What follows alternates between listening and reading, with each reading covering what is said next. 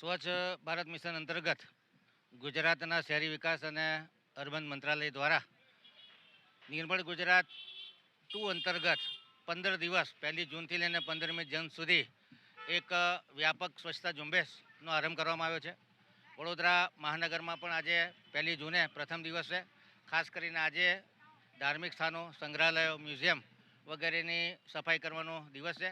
આજે ward number 6ના Varasiya વિસ્તારમાં પ્રેમ પ્રકાશ આશ્રમ કે જે સિંધી સમાજનું આસ્થાનું કેન્દ્ર છે એની આસપાસના વિસ્તારની સફાઈ ઝુંબેશ હાથ ધરી છે. એવી જ રીતે 1થી 15 તારીખ સુધી અલગ અલગ વિસ્તારોમાં અલગ અલગ સ્થાનો પર સાફ સફાઈ કરવામાં આવશે. ખાસ કરીને મેં કીધું એમ કે ધાર્મિક સ્થાનો, સંગ્રહાલયો, આર્કિયોલોજીકલ સાઇટ, વડોદરાના તમામ એન્ટ્રી રોડ, ઓવરબ્રિજ, અંડરબ્રિજ, તમામ વસાહતો, નગરો, મુખ્ય રસ્તાઓ, બાગ બગીચાઓ અને market, taxi stand, railway station, bus stop, આ અલગ અલગ વિસ્તારોની સાફ સફાઈ કરવામાં આવશે.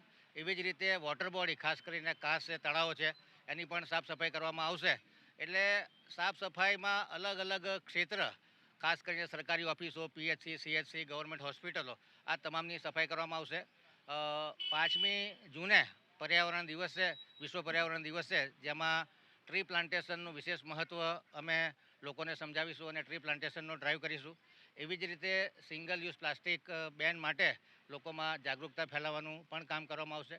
13મી તારીખે વડોદરા શહેરમાં જે જાહેર શૌચાલયો એટલે કે એસ્પિરેશનલ ટોયલેટ બનાવવાનું વડોદરા મહાનગરપાલિકાએ જુદી અલગ 48 જગ્યાએ આયોજન કર્યું છે.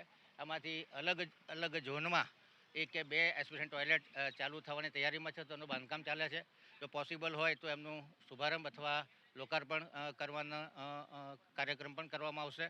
ખાસ કરીને સ્વચ્છતા એ નરેન્દ્ર મોદીનું એક સ્વપ્ન છે કે ક્લીન ભારત બને, અને એવી જ રીતે વડોદરા કલા અને સંસ્કૃતિ નગરી છે, વડોદરા પણ સ્વચ્છ વડોદરા બને.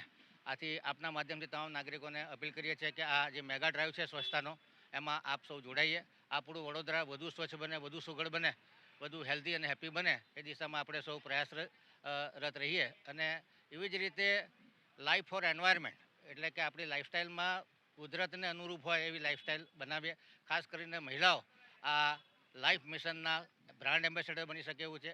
વૃક્ષોની માવજત કરી શકે, ક્લીનલીનેસના આગ્રહી બની શકે, સેનિટેશન અને હાઇજીન જો ઉત્તમ રહે તો વડોદરા શહેર વધુ હેલ્ધી અને વધુ હેપી બને, અને આપણા વડોદરામાં આરોગ્યપ્રદ વાતાવરણ જળવાઈ રહે, મહામારીઓથી આપણને મુક્તિ મળે.